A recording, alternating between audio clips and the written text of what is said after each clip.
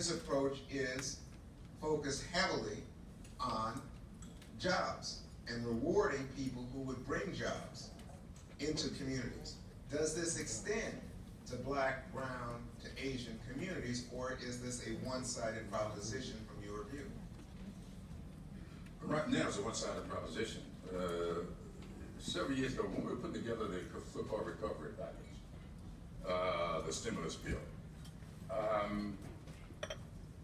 I said to the president-elect at the time, this meeting took place the first meeting was like 2 weeks after the president had been elected. He'd gone off, President Obama had gone to Hawaii, he'd just gotten back.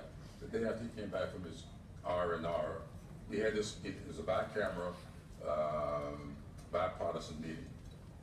And I said to them, when it came my time to speak, we went into sort of a round robin.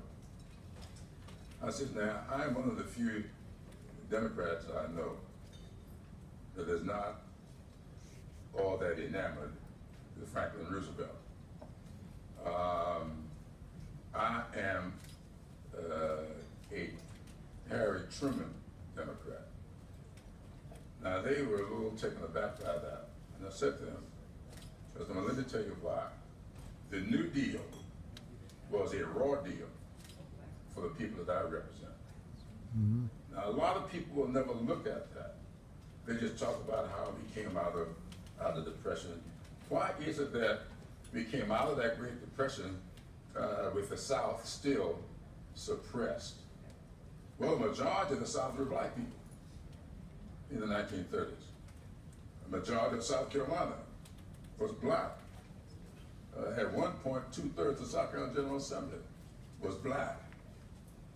So when the New Deal came along, it had, when it came south, it had a little tag hung on it, white only.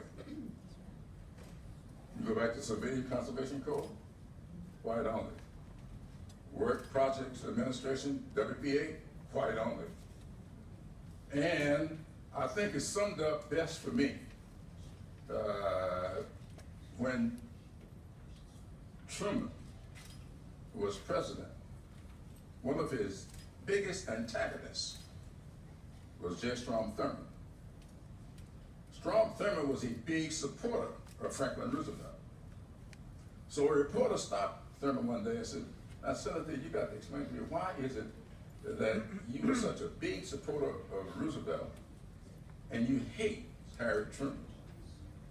Harry Truman is only advocating the same kind of policies that Roosevelt advocated. And Thurman's reply was, yes, I know, but Truman means it. Now, I want you all to go back and look at the history and think about that, and you will see that,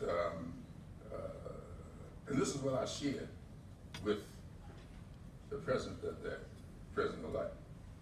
I said, now, right now, Harry Truman's my favorite president. Now, you can do something about that.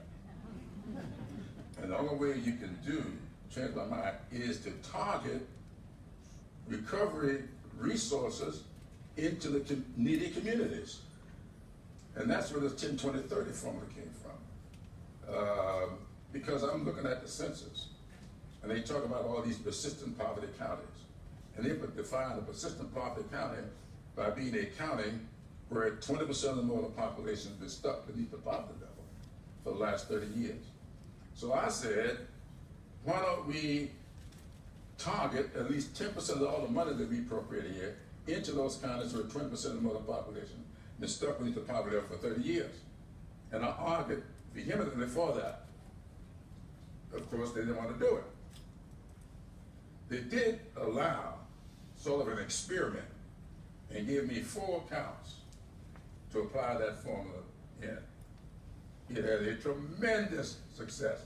4,600 communities got water and sewage for the first time.